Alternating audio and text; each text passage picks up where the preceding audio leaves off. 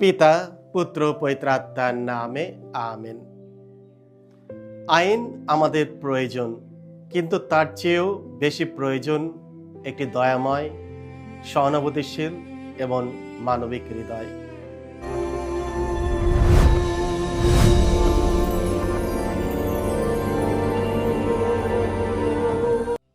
খ্রিস্টে আমার পরম প্রিয়জনেরা, আজ জুলাই মাসের 17 তারিখ, সাধারণকালের পঞ্চদশ সপ্তাহ, শুক্রবার।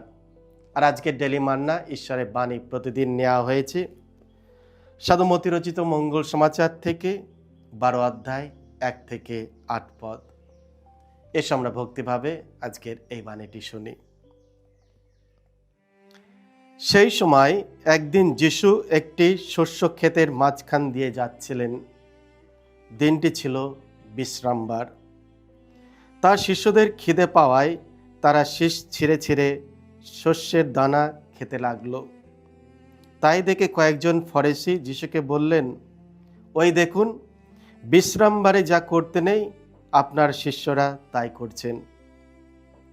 যিশু উত্তর দিলেন, দাউদ ও তার সঙ্গীরা সেই যেদিন ক্ষুধার্ত হয়ে পড়েছিলেন সেদিন তিনি কি করেছিলেন?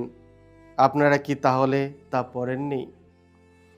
তিনি সেদিন ঈশ্বরের গৃহ শিবিরে প্রবেশ করেছিলেন এবং যে নৈবেদ্যের রুটি তার নিজের কিংবা তার সঙ্গীদের খেতে নেই, আসলে শুধু যাজক ছাড়া অন্য কারো খেতে নেই, তারা তাই খেয়েছিলেন। তাছাড়া বিধান গ্রন্থে আপনারা কি এই কথাও পড়েনি যে বিশ্রামবারে যাজকেরা মন্দিরে বিশ্রামবারে নিয়ম লঙ্ঘন করে থাকেন বটে, অথচ তাতেও তাদের কোনো দোষ হয় না। কিন্তু আমি আপনাদের বলছি, এখানে মন্দিরের চেয়ে মহত্তর কিছু রয়েছে। আপনারা যদি শাস্ত্রের এই কথার অর্থ বুঝতেন, আমি তো বলিদান নয়, দয়াই চাই, তাহলে ওই নির্দোষ মানুষদের আপনারা কখনো অমনভাবে দোষী করতেন না।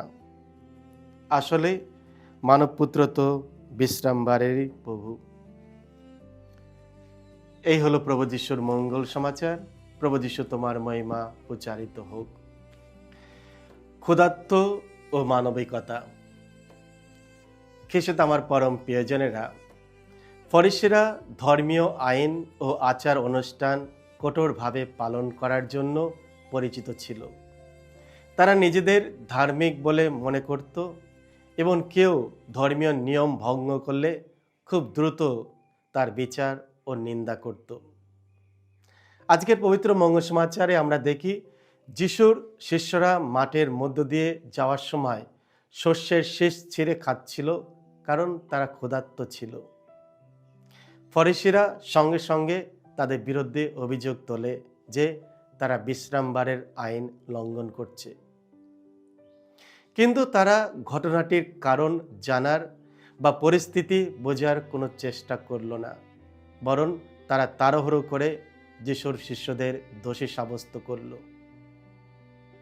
খ্রিস্টে আমার পরম প্রিয়জনেরা, আমরা অনেক সময় ফরিসিদের মতো অন্যের ভুল খুব সহজেই চোখে দেখি এবং না বুঝেই সমালোচনা করি।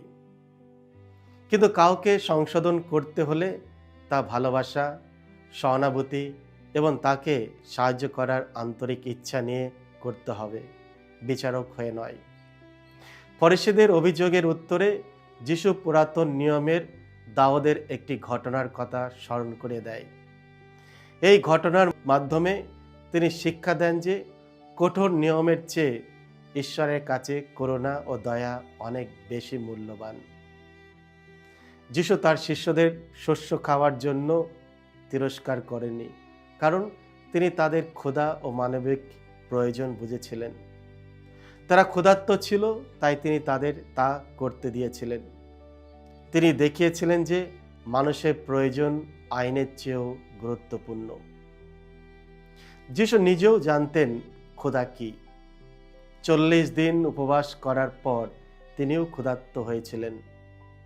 আবার অন্য এক সময় তিনি 5টি রুটি ও 2টি মাছের অলৌকিক ঘটনার মাধ্যমে হাজার হাজার ক্ষুধার্ত মানুষকে আহার করিয়েছিলেন। ক্ষুধার্ত মানুষদের প্রতি যিশুর হৃদয় সর্বদা করুণাই পূর্ণ ছিল। আইন অবশ্য প্রয়োজন, কিন্তু আইন কখনোই মানুষের বিচার ও নিন্দার অস্ত্র হয়ে উঠতে পারে না। বরং আইনকে ভালোবাসা, দয়া ও সহমর্মিতার আলোকে প্রয়োগ করতে হবে। মানুষের পরিস্থিতি, তার প্রয়োজন এবং কাজের উদ্দেশ্যে বিবেচনা করতে হবে।